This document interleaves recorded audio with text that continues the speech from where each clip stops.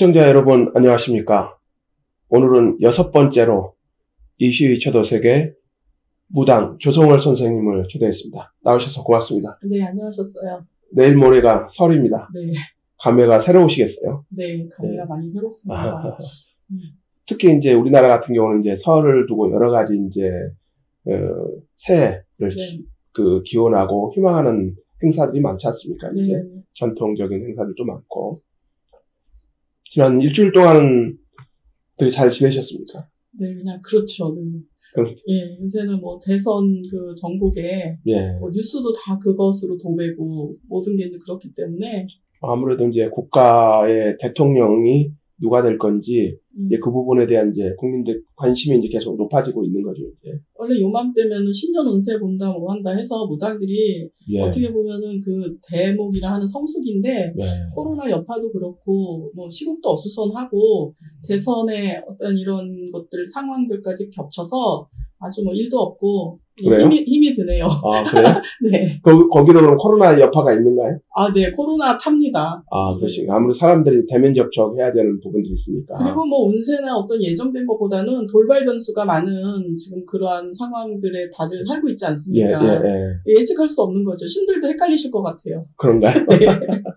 또 최근에 어떤 이번 대선은 이제 무속 논쟁이 상당히 계속 이어지고 있어요.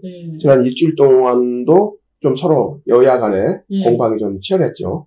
네, 그래도 이제 다행인 거는 좀 지난주에는 뭐 이재명 후보의 좀 실수들이 많았잖아요. 뭐 네거티브 하지 말자 해놓고 뭐 1시간 30분 만에 바로 하더라고요. 뭐 네거티브 하고 지킬 수 없는 그 헛 공약들로 인해서 또 이제 많은 뉴스 화제거리가 생긴 덕분에 이슈는 이슈로 덮인다고 그래서 이제 무교인들에 대한 논란은 좀 잠식이 되었던 것 같습니다. 말씀하신 이슈가 이슈를 덮는다는 정치공학에서 얘기하는 이제 프레임을 얘기할 때 쓰는 맞습니다. 건데. 지금 민주당에서 무속 논쟁을 이제 소환을 해가지고 계속 이제 그 제기를 하고 있는 거 아닙니까? 그거는 이제 상대를 이제 공격하기 위한 이제 의도라고 보는데 이런 부분에 대해서 무속인들이 지난번에 200만?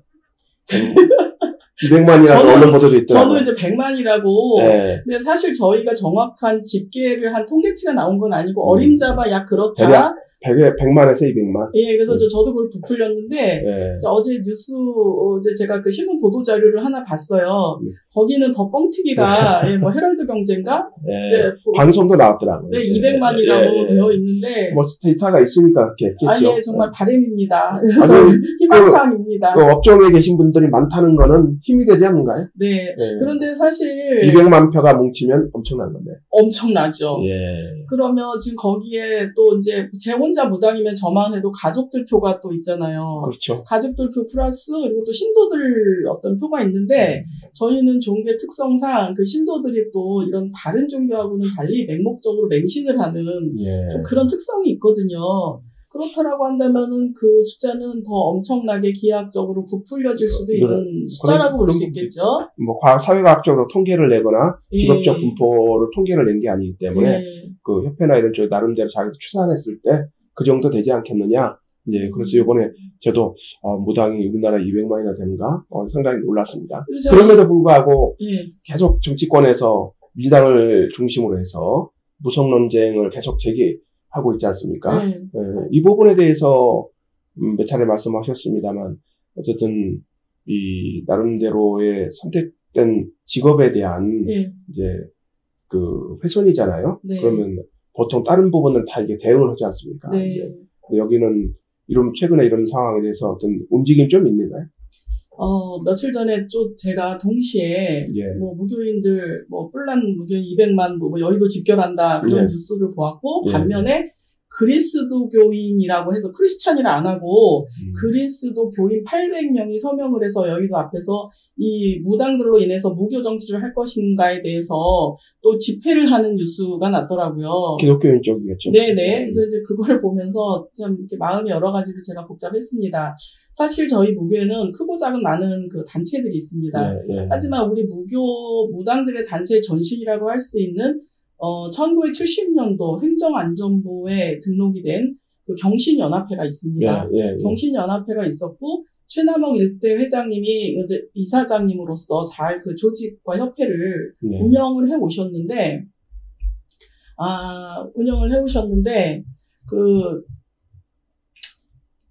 그분이 타계하시고 난 뒤에, 이 단체가 이렇게 좀 사분오열이 되면서 크고 작은 단체들의 난립이 되었어요. 그래서 나가서 여기서 이제 임원으로 계시던 분이 지금 이 조직에서는 어떻게 보면은 좀 약간 정체성과 여러 가지 자기들의 어떤 이제 의견이 분분하겠죠. 그래서 나가서 뭐 여러 가지 보존회라든지 또 뭐 삼조고라든지 그래서 여러 단체로 뭐 민족 그 문화연구회 그러니까 이제 명칭도 참 다양해요. 그래서 이제 자기가 어떻게 보면 정통성을 잇는다라는 명분도 있을 것이고 아무튼 그렇게 크고 작은 많은 단체들이 난립을 하고 있는데 지금 그래도 어디까지나 저는 그 상징성은 경신연합회가 갖고 있다고 생각을 하거든요. 그런 경신연합회의 그 이사장님이나 그 산하 임원들이 나와서 좀 나서줬어야 되는데 지금 나선다 한들 지금 타이밍은 좀 놓쳤다라는 생각이 들어요.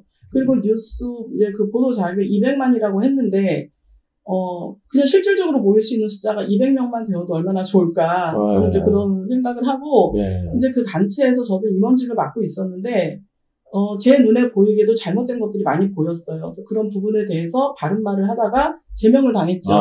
속된 말로 잘렸다고 해야 될까요? 하지만 무당이기 때문에 무교인의 한 사람으로서 어찌되었든 경신연합회가 앞장서서 좀 모범이 되어서, 지금 이렇게 무교인들의 정말 심기들이 불편한 분들이 많이 있는데 이 어떤 본인들의 이 심기 불편함과 그다음에 이 불합리하고 억울하고 분통 터지잖아요. 그렇습니다. 이런 부분들을 어떤 식으로 어필할 수 있는 그런 근거나 루트를 찾지 못해서 속상해하시는 많은 분들이 계시거든요. 그래서 좀 경신연합회가 이번 기회에 나서서 정말 이게 무교들의 어떤 위상을 좀 세워주고 우리들의 입장을 표명해줄 수 있는 그러한 역할을 좀 해주었으면 좋겠다는 바람이 있습니다.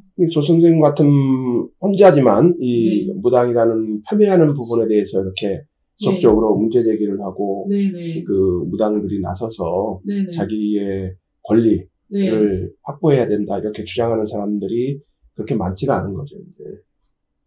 지금 좀 그렇습니다. 제가 알고 있기로는 지금 현재 지금 경신연합회 대표직을 맡고 계신 이사장님을 비롯한 대부분의 사람들의 그 성향이 민주당의 성향을 갖고 계신 분들이에요. 아, 그래요? 근데 이제 지난 시간에도 말씀드렸듯이 이미 지금 여기에서는 제가 이제 예를 들면 일제시대 때 일본 사람들이 와서 우리나라를 식민 통치를 할 때 그것에 한거에서 창씨개명도 못한다, 머리 단발도 못한다. 이것을 지금 내 조상에게 물려받은 것을 자를 수 없다. 차라리 내 목을 치거라 하는 그런 분도 계셨고요. 그래서 이제 한국에서 돌아가신 많은 독립투사 분들도 계시지만 그 시기에 나는 그 일본 천황의 황민이다. 라고 자처하면서 거기에 빌붙어서 살았던 체제 수능한 사람들도 있는 좋게 말하면 체제 수능자고 직설적으로 말하면 매국노죠. 변절자라고 얘기하는. 그런데 지금 그렇듯이 우리 무당들도 물론 대한민국 국민이고 저마다 지지하는 정당에 대한 이념이 있을 수는 있습니다. 그런데 저는 그렇게 생각해요. 우리 무당들은 종교의 특성상 이미 나라는 존재 내 인생은 없다. 내가 하고 싶어서 이 무당이 된 선생님들 거의 없으시거든요. 정말 신들이 선택했기 때문에 어쩔 수 없이 이 길을 가는 분들이 대부분인데 그렇다라고 한다면 나라는 자아, 나의 개념, 나의 사상보다는 우리들이 모시는 신이 우선시 되어야 되는데 그런 신을 능욕하고 욕보이는 지금 이재명 후보를 비롯한 민주당의 본인이 지금 지지하는 정당이 그렇다고 해서 침묵하고 있다는 것은 일제시대 때 매국노와 다를 것이 무엇이 있겠는가. 그리고 설령이 본인의 개인적으로는 사적으로 자기가 그 추구하는 신념이 민주당이라든지 지지하는 후보가 이재명 후보라 할지라도 우리 무교인들을 대표해서 그 자리에 앉힌 거잖아요. 임원들은 그런 거죠. 그렇죠. 그럼 대표성을 띠고 지금 200만이라고 얘기를 하고 있는데 그렇다면 전국 200만의 입장에서 대표자의 발의와 의사표명을 하는 것이 올바른 처신이 아닐까라는 생각을 합니다. 그러니까 이제 무당을 주제한 여러 가지 이제 영화도 있고 그렇지 않습니까? 최근에 이제 아수라에 빗대서 곡성. 그게 이제 서로 이제 의미하는 바가 있잖아요. 또 신선택한 여자 이런 부분들을 관점에서 봤을 때 현재에 있어서 이 무속 부분에 대한 네. 이 일방적인 폄훼라고 주장하시는 거잖아요. 네네. 네, 그 부분에 대해서는 좀 어떻게 돼요? 사실 스님이나 목사님은 물론 사명감이 있기 때문에 이 길을 가시는 그 이제 뭐 성직자 분들도 많이 계시죠. 하지만 저희 무당들은 그렇지 못하거든요. 어찌 보면 정말 신들이 선택했기 때문에 그것이 운명이라 여기고 이 길을 가는 분들이 대부분이거든요. 네. 그렇다라고 한다면 지금 뭐 좀 우스운 예일 수 있겠는데 까치나 까마귀가 과일들을 쪼아 먹잖아요. 예. 뭐 사과, 배, 감 같은 거 먹을 때 그 까치나 까마귀가 입을 댄 과일은요 정말 달거든요. 아, 맛있는 것만 먹으니까. 네. 그러면 그런 미물인 짐승도 맛있는 거를 골라서 그 과일을 탐하는데 하느녀 신들이 제자를 선택을 할 때는 정말 똑똑하고 뭔가 달란트, 이거 종교적인 건데 재능이 있기 때문에 선택한 것이 아닐까. 그래서 오래전에 그 심진송이라는 그 무녀분은 신이 선택한 여자라는 그 베스트셀러를 네. 써서 좀 종전에 히트를 치기도 했단 말입니다. 예. 그렇다면은 저희 그 무교는 보면은요 배워서 하는 선생님들은 거의 없어요. 내림이라고 하잖아요. 그래서 내림이라는 용어를 유일하게 저희는 씁니다. 다른 종교의 대부분들은 배워서 거꾸로 올라가죠. 선택하는 거죠. 네, 배워서 어떤 뭐 신학교를 다닌다든지 일정 과정의 수련과 학습을 통해서 어떤 그 원하는 만큼의 위치를 도달하지만 저희 무교인들은요 위에서 그냥 내리는 거예요. 그것이 신들이 나를 택했든 신이 선택한 사람들. 네, 저희를 스카웃을 했든 그래서 높게는 천신이 계시고 낮게는 조상신 또는 잡신이 있을 수도 있겠죠. 저희가 쓰는 그 만신이라는 용어가 있는데 그 만신의 만자가 1만 만자를 뜻하는 거라고 합니다. 그러니까 숫자적으로 저희가 명칭해서 지을 수 있는, 이름 지을 수 있는 신이 최하 40가지가 된다는 것이고 이름을 지을 수 없는, 명명할 수 없는 신도 수탈이 많다는 거죠. 우리 삶의 모든 현장에 신이 있다고 봐야 되는 거예요. 네, 저는 그렇다고 생각을 해요. 그러면 접신이라는 말을 하잖아요. 신과 예. 접한다는 거예요.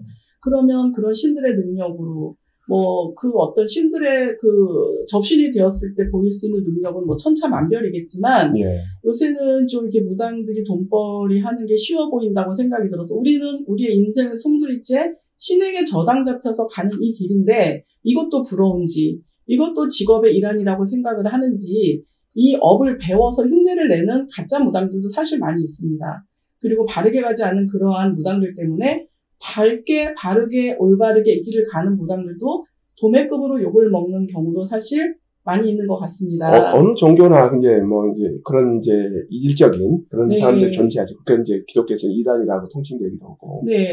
그런데 사실 어떻게 보면은요, 그 장로교에서 우리 대한민국에서 제일 많은 이단은 기독교에서 파생된 이단들이 제일 많거든요. 맞습니다. 교단이. 순복음교회를 보시자고요. 처음에 순복음교회 얼마나 이단이라고 그랬는지 몰라요? 그런 평가를 받았죠. 그리고 그 별명이 있었잖아요. 수금교회라고. 모이기만 하면 돈을 헌금 수금한다 해서 수금교회가 순복음교회의 또 다른 닉네임이었단 말이에요. 그런데 교세가 확장이 되고 교단의 파워가 세지니까 순복음 아니야. 검증해보니까 정통성이 있는 기독교 나라고 해서 기독교 대한예수장로회 무슨 여러 파가 있는데 그중에 순복음은 하나의 종파로 기독교 연합에 들어간 걸로 알고 있거든요. 그리고 또 기독교의 어떤 그 폐해를 볼까요? 최근에 그 김사만 목사님 계시잖아요. 명성교회. 제가 참 존경하는 목사님이셨어요. 말씀이 좋아서. 그 아들 김하나 목사에게 그 교회를 세습을 하겠다고 해서 얼마나 또 기독교계에 분란을 일으키고 있습니까? 그러니까 종교 어떤 특정 종교를 믿는다고 해서 그 종교에서 부여한 어떤 직함이나 위치가 모든 것들을 도덕적으로 또 완벽함으로 대변하는 것은 아니라고 생각합니다. 스님들 중에서도 바르게 가는 스님들이 계신가 하면 그렇지 못한 땡중들도 많아요. 그렇죠. 예, 목사님들도 마찬가지고요. 저는 그런 생각을 합니다. 제단 위에 섰을 때 목사님들이 또는 스님들이 그 승복을 입었을 때 그 껍데기 속에서 본인들의 욕망이나 인간적인 고뇌와 어떤 인간들의 잘못된 모습들을 감추어야 되는 부분이 많이 있기 때문에 인간 본연의 모습으로 돌아왔을 때 일탈은 더 크지 않을까, 반대급부적으로 그런 생각도 해보거든요. 그렇죠. 네, 그러면 저희 무당들도 물론 본이 되지 못해서 이런 사회에서 이렇게 이제 회자가 되고 안 좋게 저희들의 위치를 선점하지 못한 우리들의 탓도 있겠지만은 바르게 가는 무당들 많이 있거든요. 정말 병원에서 고치지 못하는 병을 갖고 왔을 때 고쳐주는 경우도 많이 있고요. 요새 그 조현병이라 하잖아요. 예, 예. 병원에서 진단조차 나오지 않는, 병명조차 나오지 않는 그러한 병을 갖고 무당집을 찾아왔을 때 구실하는 의식을 통해서 거짓말같이 낳는 그런 경험도 많이 있어요. 그런 경우는 그것을 무엇으로 설명할 것입니까? 과학적으로 설명할 것입니까? 과학적으로 절대 설명 못하는 초자연 현상적인 것들이 많이 있습니다. 우리 무당들은요, 우리 인생을 송두리째 신에게 저당잡혀서 그러한 일을 하는 사람들입니다. 무시하지 말아주셨으면 좋겠습니다. 그러니까 이제 그 무당이라는 부분들이 우리 그 민족사에서 보면 네네. 그 삶의 현장에 이제 스며들어 있는 거잖아요. 네네. 절대 고조선 시대나 이럴 때는 절대적인 의력을 가지고 있고 그렇죠. 시대마다 이제 변천사가 조금 있었는데 현대화되면서 무당이라는 이 그 개념 자체 사람들에게 네. 이제 비속화되고 세속화되고 이제 뭐랄까 내놓고 말하기 네. 어려운 처지까지 지금 이런 게 아닌가 그런 생각이 들어요. 그런 과거 부분들의 역사는 좀 어떻습니까? 제가 말씀을 드려볼게요. 네. 저희 무교가 옛날부터 이게 천시받았던 건 아니에요. 사실 그 고구려를 건국했을 당시에 네. 전쟁을 나갈 때 그 주몽은요, 네. 늘 신녀를 동행하고 맞습니다. 다녔어요. 영화에도 나오죠. 네네. 신녀의 어떤 예언이나 점술에 의해서 그 승패가 좌우되는 것들을 영화, 드라마 또는 저희가 책을 통해서 많이 또 역사를 통해서 검증을 하고 있지 않습니까? 예, 예. 고려 시대까지만 해도 저희 무교인들의 입지가 이렇게까지 형편없지는 않았는데 고려 시대는 사실 아시다시피 우리나라에서 불교를 숭상했죠. 근데 고려 말에 이제 유교가 밀고 들어오면서 이성계가 조선을 건국하고 나서부터는 숭유억불 정책에 의해서 불교조차도 천시를 당합니다. 그런데 재밌는 게요. 사실 그 이성계가 조선을 건국할 때 도움을 줬던 게 무학대사 스님이었단 말이죠. 그렇죠. 예. 그것 또한 참 아이러니한 역사의 한 페이지라고 할 수가 있겠는데요. 그 당시에 조선시대 고려 말까지만 해도 네. 그 불교하고 무속하고 네. 이게 같이 결합되어 있는 결합되게 고려 시대 사고 교통하고 있었던 거 아닌가요? 고려 시대에만 해도 그래도 좀 어떻게 보면은 상생의 관계였다고. 네, 어쨌든 저희 무교인들의 입지가 그렇게까지 그 낮게 무시당하고 멸시천대를 당하는 위치는 아니었다는 거죠. 적어도 어떤 귀족의 반열에는 좀 준하는 신분이었던 것으로 저는 알고 있어요. 근데 조선시대에 오면서 저희가 이제 급작스럽게 저희 그 무당들의 신분이 추락을 하게 되는데. 유교로 숭배하면서. 그렇죠. 유교가 밀고 들어오면서 미신이다, 미풍양속을 져야 한다, 이제 많은 성리학자라든지 뭐 등등 해서 이제 그 이후로도 실학으로까지 이어지면서 저희 무교는 미풍양속을 져야 하는 아주 위해하고 아주 나쁜 그러한 종교로도 인식을 못 받죠. 거기에 이제 저희가 불교와 같이 팔대천민으로 이제 추락을 합니다. 팔대천민? 예, 불교조차도. 그러면은 조선시대, 예. 계급사회에서 이제 천민이라는 그렇죠. 용어가 있죠, 이제. 팔대천민이 있었어요. 어떤 게 있나요? 노비제도가 있는데, 조선시대 이제 팔대천민에는 스님이 계십니다, 우선. 아, 스님도 팔대천민. 네네. 뭐, 중이다, 무슨, 그래서 저희가 광대놀이나 여러, 네, 그렇습니다. 이제 그걸 보면은 이제 스님들이 이제 뭐 이렇게 풍자하고 네. 하는 게 나오잖아요. 그렇듯이 스님, 그리고 백정, 기생, 그다음에 광대, 그다음에 공장, 만든 장인들, 그다음에 상역군, 노비, 그리고 저희 무당이 있습니다. 네네. 그게 이제 조선시대 이제 팔대천민으로. 네네. 그렇게 된. 그 이후로 이제 변화가 좀 있었겠네요. 변화가 많았죠. 세월이 흘러서, 이제 뭐 일제시대, 그리고 해서 우리나라가 이제 대한민국에 이제 이렇게 오면서까지 저희 무교에 이제 탄압에는 숱한 역사가 있는데, 일단은 조선시대 때 핍박과 억압을, 근데 그거 아시나요? 그 조선시대 때, 해민원인가요? 예. 빈민들을 구휼해주던 의료기관이잖아요. 네. 그 해민원이 어떠한 돈으로 운영이 되었는지 혹시 아시나요?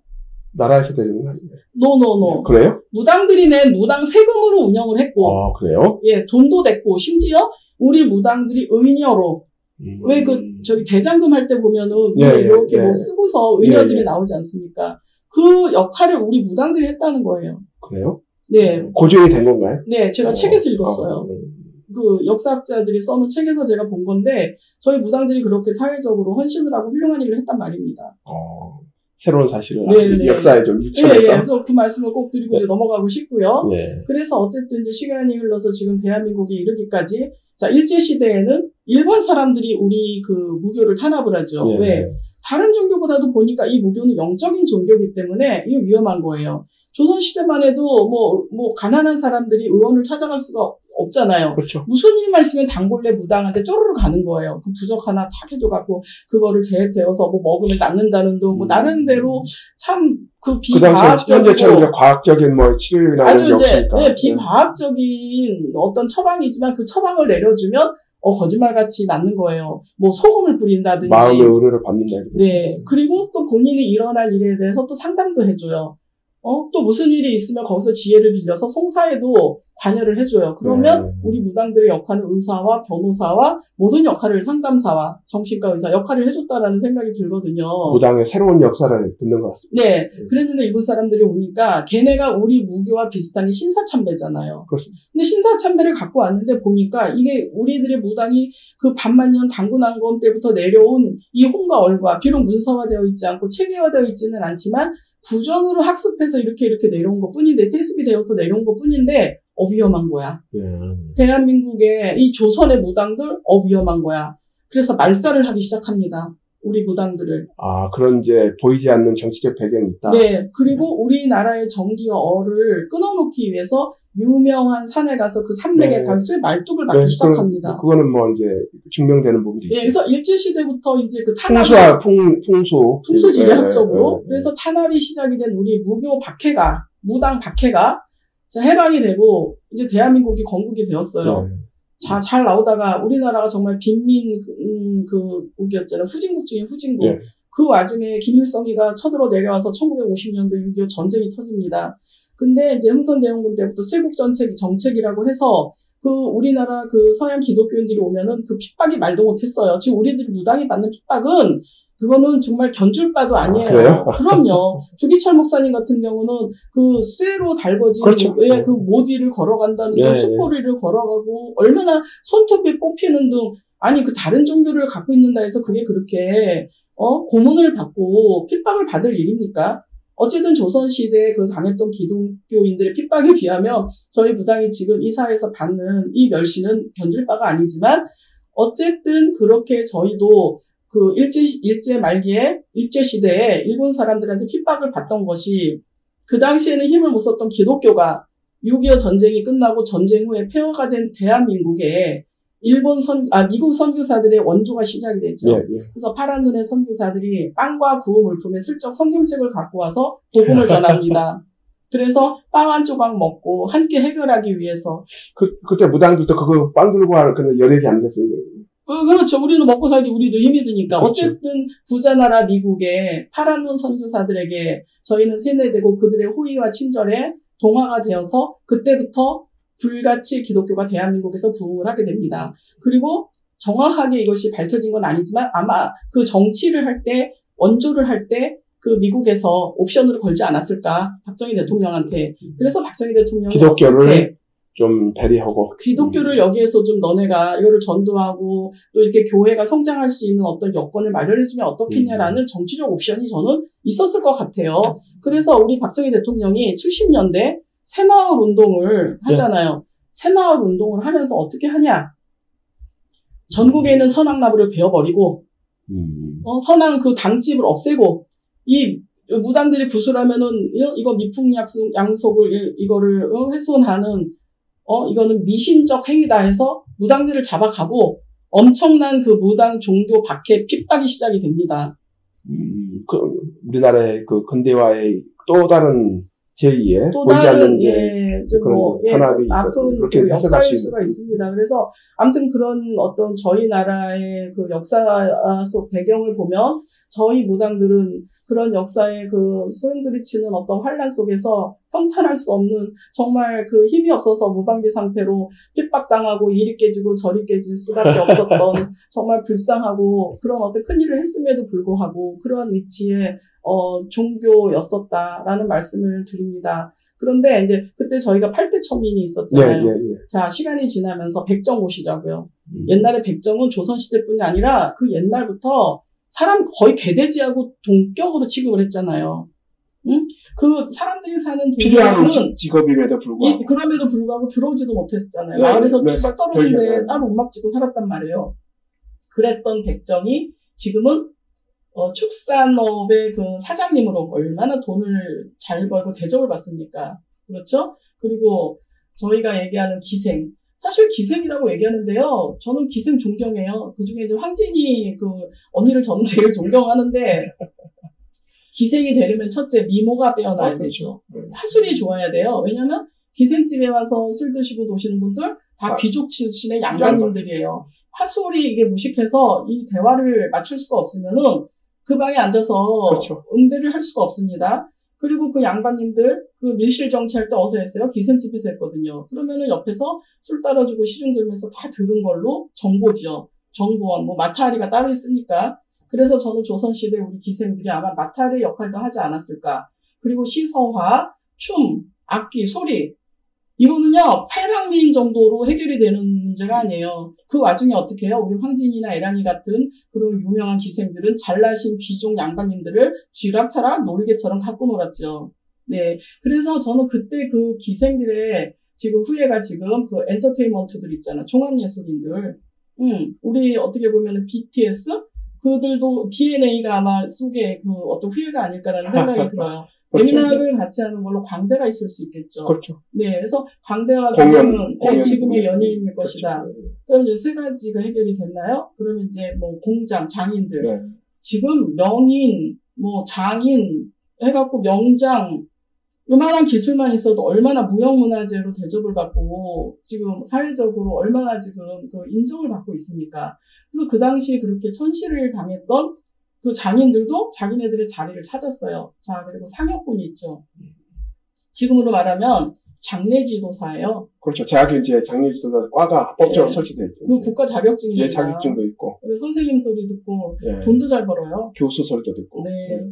그들도 이제 자기네 자리를 이제 무당과를 하나 신설하면 그렇게 신설할 수가 없는 거죠. 자, 그리고 지금 또 보시자고요. 또 뭐 승려가 계시죠. 예. 사실 저희도 이제 그런 상황 속에서 개판 5분 전이었어요. 이제 뭐 배척 당하고 뭐하고 본인들의 어떤 위치나 자리를 못 찾았었는데 이승만 대통령이 62년 말까지 그 정권을 잡으셨잖아요. 예. 근데 이승만 대통령에서 이제 어느 날 외국에서 미국에 손님이 와서 이렇게 하다가 이제 우리나라의 어떤 문화재급 사찰이었겠죠. 근데 거길 가서 보니까 여자 속옷에 뭐에 뭐 빨랫줄에 걸려 있고 막 그 난잡한 모습을 목격을 하게 됩니다. 절이 이게 뭔고? 이제 그분은 종교는 기독교인이었겠지만 이제 그분이 미국에서 유학하시고 부인도 미국 사람이고 어쨌든 철저히 이제 그쪽에 동화돼서 사는 분이잖아요. 모든 문화가 불교하고는 종교적으로는 거리가 멀지만 어쨌든 문화적으로 여러 가지 또 그 불교는 무시할 수 없다라는 그 본인의 종교의 영역과는 분리해서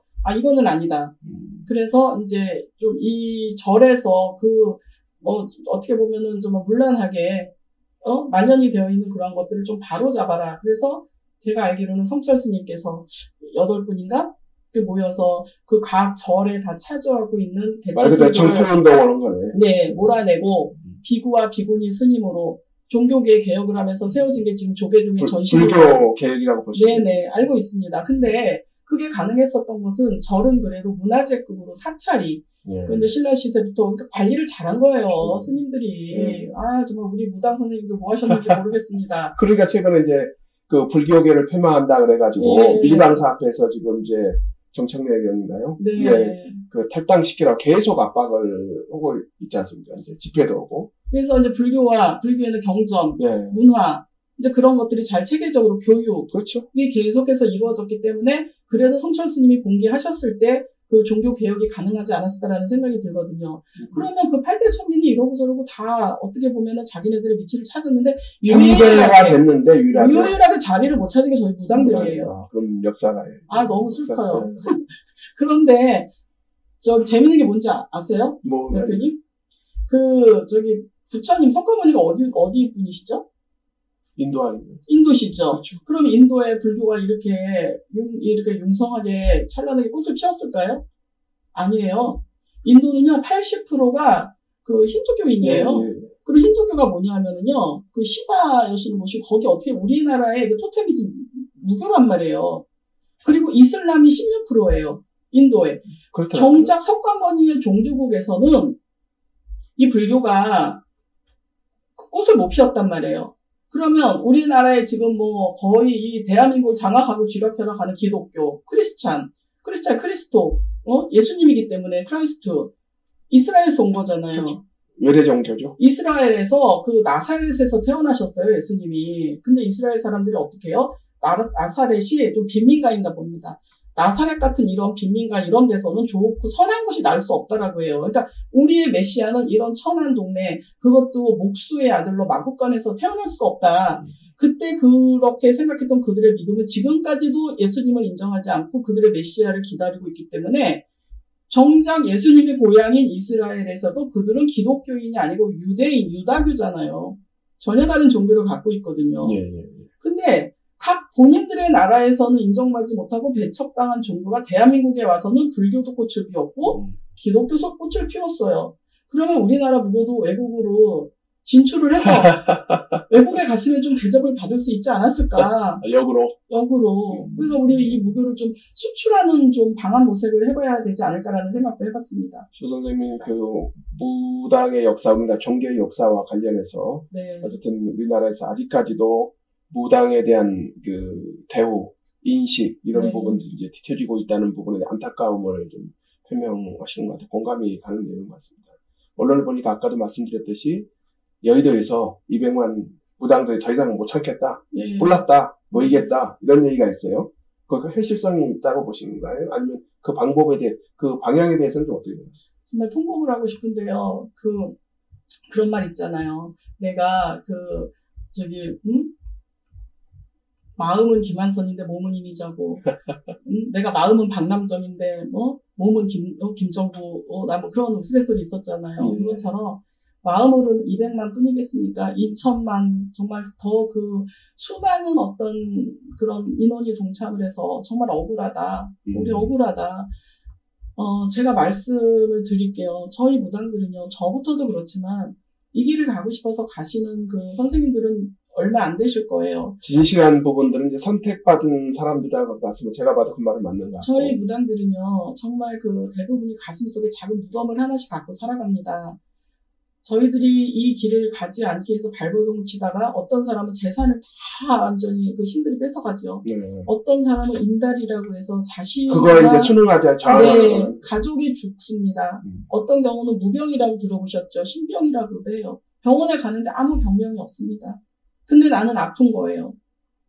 몸이 너무너무 괴롭고 아프고 말라가지요. 먹지도 못하고. 그래서 여러 가지로 정말 순응하고 순복해서 신령님 앞에 엎드릴 때까지 신들은 가만히 두지 않습니다. 예. 그래서 우리 인간의 모든 것들을 포기하고 그분들 앞에 나오기까지 그냥 두지 않아요. 잔인하고 처절하게 우리들을 이끌어내십니다. 그래서 결국은 아무리 잘나고 아무리 많이 배우고 아무리 똑똑해도 그 신을 이길 수가 없습니다. 높은 신은 고사하고 제일 허접한 정말 마지막에 있는 귀신조차도 이길 수 없는 게 우리 인간들의 한계인 것입니다. 그래서 이 길을 가는 게 저희 무당들인데 왜 무당들이 비과학적이고 우리 무당들이 어떤 사회 악의로 치부를 받으면서 무시를 당해야 되는지 저는 정말 알 수가 없고 억울하거든요. 그래서 지금 많은 선생님들이 정말 이 속상하고 가슴 아픈 이런 현실과 이런 사회 집단 속에서 애달하시는 분들이 많이 계시는데 어떤 방법으로 이런 감정과 억울함을 표현하고 호소해야 될지 돌파구를 못 찾고 있는 것이고 이럴 때 나서서 무당들을 대표해서 이런 한 사람 한 사람의 목소리를 모아서 연대해서 전달해달라고 만들어 놓은 게 협회고 그런 협회에서 일을 하라고 저희들은 회비를 내고 행사가 있을 때는 많은 돈의 기부금을 하고 하거든요. 그런데 정작 그 협회에서 이 일을 해야 되는 사람들이 이 일을 하지 않고 있습니다. 직무유기를 떠나서 정말 오히려 이 협회를 좀먹고 있고 망치고 있는 당사자들이 있습니다. 그럼에도 불구하고 최근에 언론 보도에서 나오면 아까 이제 말씀하신 여의도에 200만 무당들이 모인다는 거는 그 협회 입장에서 비판을 받지만 그런 이제 보이지 않는 이런 목소리들을 반영해서 그렇게 한다. 그런 목소리가 모아져서 뭔가 이제 행동으로 나설 때 이런 부분들이 좀 이게 문제 해결이 이루어지지 않을까요? 반영이 되겠죠. 옆에서 너네들 어떻게 가만히냐 뭐 해야 되지 않느냐라는 어떤 그런 자성의 목소리도 들을 것이고. 요번에 움직임도 아마 그런 부분이 그리고 아닐까. 저 같은 경우는 지금 이 성남일보에 나와서 계속 예. 작게나마 소리를 내고 있었고, 너네들 뭐 하는 것이냐, 대표 이성재 정신 차리고 좀 뭔가 액션 좀 해라. 그리고 또 제 개인적으로 한 100여 분한테 문자를 돌립니다. 이렇게 예. 침묵하고 있는 협회에 대해서 각성하라는 메시지를 보내고 있기 때문에 아무래도 한 1% 정도라도 이것이 영향을 미쳐서 어떤 지금 액션을 취하려고 하는 모션을 하고 있는 것이 아닌가라는 생각이 드는데, 그냥 이것이 어떤 하려고 신용만 하는 것으로 예. 이렇게 그래서 변죽만 올리다가 그칠 것이 아니고 정말 뭔가를 보여주는데 좀 이번에는 뭔가를 좀 보여줬으면 좋겠습니다. 예. 그래서 행동으로 취해서 200만까지 안 되더라도 200명이라도 예. 단 몇 명이라도 단 한 명이라도 대표성을 띠고 책임을 갖고 어떤 저희 협회의 그 수장이라는 사람이 뭔가 솔선수범으로 무리무당들이 믿고 의지하면서 정말 존경할 수 있는 그러한 모습을 한 번쯤은 보여주시기를 부탁드리겠습니다. 예, 오늘 정말로 긴 시간 동안 그 절절하게 마음속에 있는 절절합니다. 예, 그 얘기를 좀 해주셨는데 그래서 협회도 지금 이제 언론을 통해서 언론들이 궁금하니까 물어보지 않았겠습니까? 이제 네. 그러니까 이제 그런 얘기를 하고 조만간 좀 어떤 구체적인 움직임이 있지 않겠는가? 그리고 이제 선생님 같은 분들이 이런 얘기들을 하고 그것이 이제 여론으로 형성돼서 무당에 대한 사회에 왜곡되고 폄하된 이런 이제 시각, 의식이 이제 개선되는 계기가 되지 않을까. 특히 대선을 앞두고 어떤 특정 후보를 겨냥하기 위해서 무속이 그 수단으로 사용된다는 건 적절하지 않다고 보고요. 그래서 한번 오늘도 좀 장시간 나오신 말씀을 해주셨는데 좀 다음 주에 나오시던 그동안 추이를 좀 변화된 부분들을 보고 얘기를 좀 진행을 하도록 하겠습니다. 마지막으로 하실 말씀 있으면 말씀을 좀 해주시죠. 네. 그 조회수가 많지 않아서 제가 하는 이 조회수는 목소리를 몇 분이 들으실지 모르겠는데 많은 분들이 생각하시는 것처럼 이 무교라는 종교가 그렇게 몹쓸 그리고 정말 해악적인 종교가 아닙니다. 그러니 어떤 편견과 선입견으로 저희 이 무교라는 종교를 무조건 탄압하고 그다음에 멸시하는 그런 사회적 풍토에서 저희들이 자유롭게 우리 그 무교인들 본연의 자세로 임할 수 있도록 사회적 여건을 좀 조성해 주시는데 어떤 그 종교의 차별 없이 다르다는 것이지 틀린 것이 아니거든요. 예. 네, 종교의 다양성이 있고 분명히 대한민국에는 종교의 자유가 헌법에서 보장이 되고 있는 나라이기 때문에 저희들도 종교인으로서 엄연히 보장을 받아야 될 권리가 있는 종교 단체이고 저희 무교인들도 그렇습니다. 이유 없이 저희들이 무시당하고 비난받아야 될 이유는 없다고 생각합니다.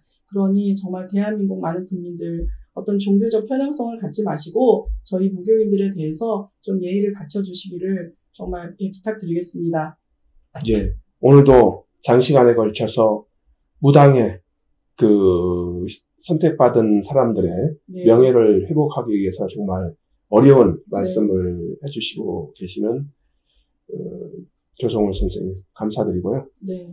다음 주에도 또 좋은 말씀으로 시청자들을 찾아뵙도록 하겠습니다. 올라오셔서 고맙습니다. 네, 새해인데 그 설명절 잘 보내시고 새해 복 많이 받으십시오. 복 많이 받으세요.